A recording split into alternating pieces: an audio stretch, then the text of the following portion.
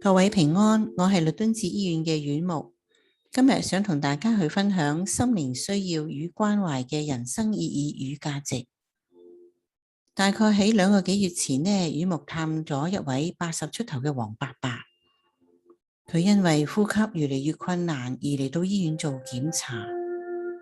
佢係被診斷患咗末期嘅肺癌，而且擴散咗。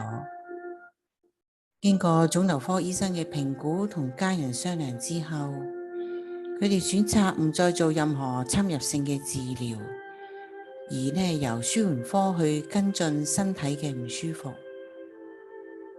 院牧初次去到床邊探伯伯嘅時候，佢表示感到好突然被診斷患咗末期嘅癌症，但係因為一直都唔覺得痛而感恩。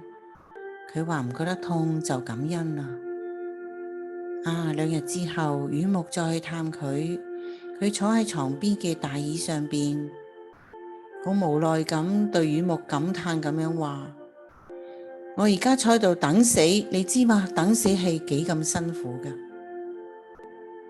院牧聆聽佢對死亡嘅感受同埋思緒，亦都探討佢人生嘅過去。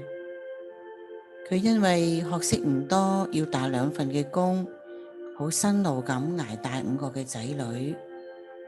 佢唔想仔女學壞，就唔要太太出外工作幫補家計。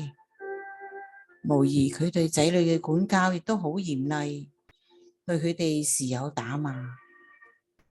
因為咁，啲仔女同佢關係就唔係咁親切啦。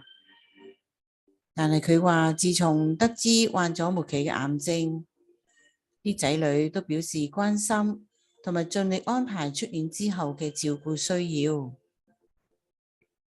佢回想喺入院之前，每晨早派發免費報紙，賺到幾十蚊，好自在咁同啲老友記去食早餐，再用2蚊去遊車河。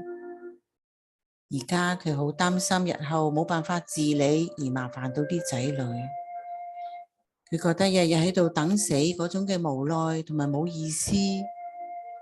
院牧從佢嘅說話內容，嘗試幫佢肯定佢人生嘅意義同價值，就係佢對仔女嘅成長嘅重視，好刻苦幹活養育佢哋。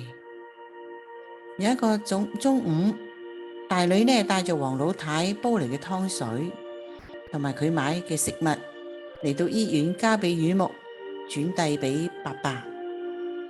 院牧去到黃伯嘅面前就話：你囡囡長得高大又着得好靚喎。黃伯就用肯定嘅語氣回應：係噶，佢不嬲都咁靚噶。又有一次，院牧又協助黃伯去視像見2個嘅孫女，佢微笑咁讚2個孫女好乖好可愛，孫女好乖好可愛。院牧對黃伯話：仔女孫係佢生命寶貴嘅傳承，係佢勞碌人生中得嚟嘅意義同價值啊！佢就望着院牧，露出安慰嘅笑容，點頭再點頭。